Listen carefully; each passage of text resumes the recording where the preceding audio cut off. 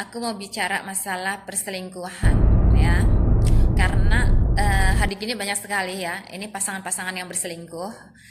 Biasanya sih laki-laki ya. Jadi mereka itu punya simpanan, entah itu secara sembunyi.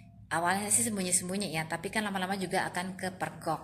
Nah, jadi kalau menurut saya, biasanya laki-laki yang berselingkuh, kemudian nanti kepergok ya dengan istrinya.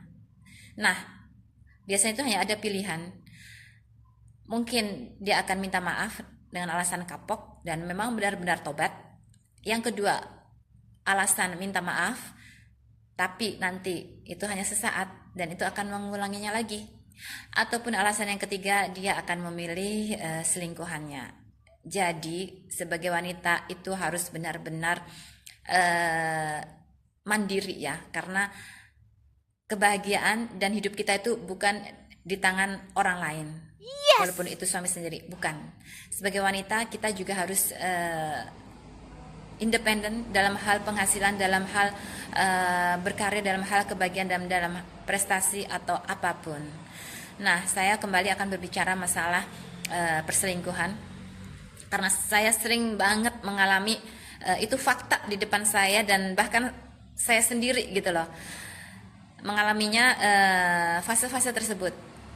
Dan apa yang saya simpulkan, laki-laki peselingkuh itu tidak ada gunanya kita keep ya. Lebih baik kita lepaskan, lebih baik kita tinggalkan. Karena percuma, hanya buang waktu.